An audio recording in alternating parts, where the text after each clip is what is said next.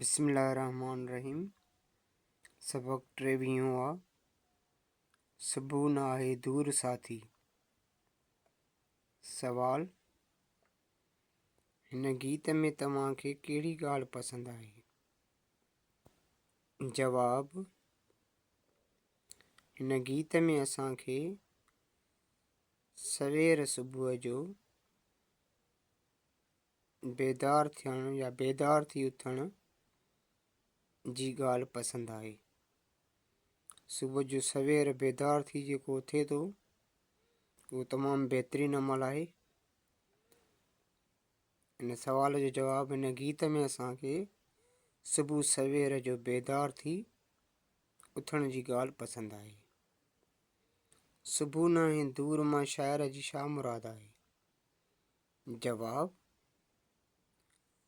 सुबुह न आहे दूर मां शाइर जी इहा मुराद आहे त हर ॾुख ऐं तकलीफ़ सां मुक़ाबिलो करणु घुरिजे ऐं हिमत हौसले जज़्बनि सां कामयाबियूं हासिलु करे ज़िंदगीअ खे रोशन बणाइण जी जुस्तजू जारी रखी मंज़िल माणणु घुरिजे।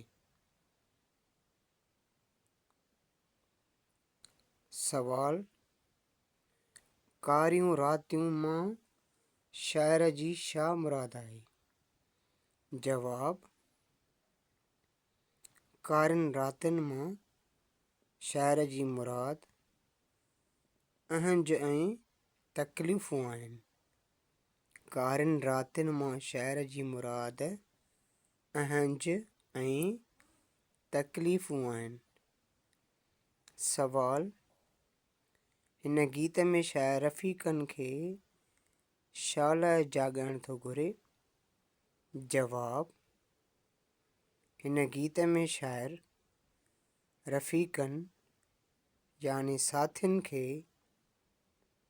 दुनिया में उजाला यानी रोशनी फैलाइण लाइ जाॻाइण थो घुरे। हीअ असांजे